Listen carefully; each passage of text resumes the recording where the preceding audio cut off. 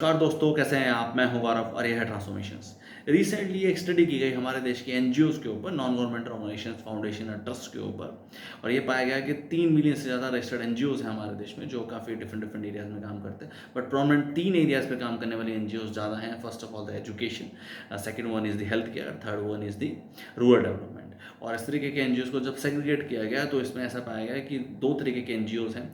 या तो वो एनजीओज हैं जो कि खुद के सेल्फ फंड्स के ऊपर काम करते हैं, जो लोग उनको जिन लोगों ने उनको रजिस्टर कराया, या कुछ ऐसे अनरजिस्टर्ड भी हैं, वो अपना खुद का ही इन्वेस्टमेंट या खुद की ही कमाई या अपने आसपास के घर परिवार के लोगों से मिलकर वो एक तरीके से सोशल वेलफेयर काम करने का काम करते हैं। अब वो सोशल वेलफेयर किसी भी तरीके का हो सकता है, जैसे कि कुछ लोग खाना खिलाते हैं किसी गरीब लोगों को, या जिनके पास इस तरीके की फैसिलिटी नहीं है, या क्लोथिंग प्रोवाइड करने का काम करते हैं कि अगर किसी के पास कपड़े नहीं है तो वो एक एम्पल अमाउंट ऑफ कपड़े उन सब लोगों को प्रोवाइड करते हैं। कुछ लोग लंगर सेवा चलाते हैं, कुछ लोग फूड बैंक चलाते हैं, या छोटे मोटे ब्लड डोनेशन कैंप्स, या और इस तरीके के ओवरऑल जो हम सोसाइटी में अपने आसपास देखते हैं कि कुछ लोग संस्था बना के लोगों की मदद करने का काम करते हैं। और दूसरी उस तरीके के एनजीओ जो कि मेजरली शुरू हुई 2012 के बाद, जब एक तरीके से सरकार जो हमारे देश में यूपी की सरकार थी, यूनाइटेड प्रोग्रेसिव अलायंस, और वो उसके बाद CSR एक्ट लेके आई, जैसे कॉर्पोरेट सोशल रिस्पॉन्सिबिलिटी।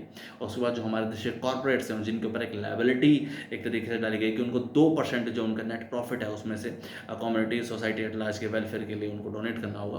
और उसके बाद देखा ऐसा गया कि उन लोगों ने अपने खुद की ही फैमिली फाउंडेशन या खुद की ही फैमिली एनजीओज को रजिस्टर कराया, और उसके बाद अपना पैसा टैक्स फ्री करके उन सब फाउंडेशन के अकाउंट में ट्रांसफर कराया, और उसके बाद आगे चल के यूनिवर्सिटी, स्कूल, कॉलेजेस खोलने का, या एक तरीके हेल्थ केयर में हॉस्पिटल्स खोलने का काम किया। बट वो जो ओवरऑल सोसाइटी के लिए एक तरीके से कम्युनिटी एट लार्ज के वेलफेयर के लिए होना था, उसने सोसाइटी में एक डिस्पैरिटी बढ़ाने का काम किया।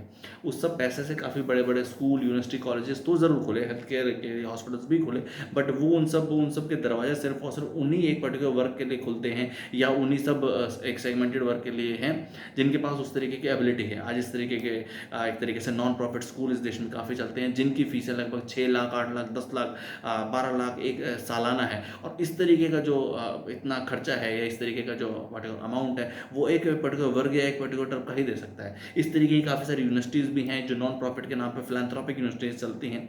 और तो मैं नाम तो किसी का नहीं लेना चाहता, हमारे हरियाणा में भी हैं ही सोनीपत बेस्ड भी यूनिवर्सिटीज़ हैं इस तरीके की, और जिनके अंदर लगभग 30 लाख, 40 लाख रुपए अपने ग्रेजुएशन, पोस्ट ग्रेजुएशन करने का खर्चा है। अब इस तरीके का जो खर्चा है वो एक सेगमेंटेड वर्ग ही उठा सकता है।